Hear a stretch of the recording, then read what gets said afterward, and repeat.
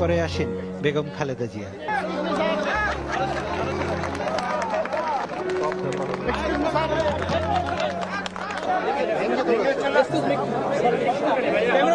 সাংবাদিকদের হাজারো প্রশ্ন, কেমন লাগলো, ভবিষ্যতে আবারও কথা বলবো।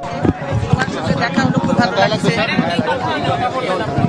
বিভিন্ন বিষয় নিয়ে এই আলোচনা হলো আর কি, কুশল বিনিময় হলো, কেমন ছিলাম, জেলের মধ্যে কেমন ছিলাম সেগুলো নিয়ে আলাপ হলো। না, নির্বাচন নিয়ে গেল, নির্বাচন নিয়ে তো দেখুন আমি তো বলে দিয়েছি বৈঠকে বসতে আমার কোনো আপত্তি নেই। কেমন আছেন? ভালো আছি। ভালো আছি, দুজন পাশাপাশি ছিলাম কিন্তু কারোর মুখ দেখতে দেয় নাই। এখানে শুধু মানে গ্লাস না, ওই যে ঝাড়কা দিয়েও বন্ধ করে দেওয়া হয়েছিল।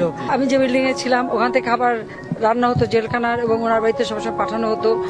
এই দুইটা টিফিন কেস যেহেতু, একটা আমার কাছে আসতো, একটা ওনার কাছে আসতো, এই নিয়ে আলোচনা। আবার বসবেন, আগে তো কথাই বলতেন না, এখন এটা ঠিক না যে কথা বলতাম না, এটা ভুল। তবে বাস্তব অবস্থাটাও আপনাদের বোঝা উচিত।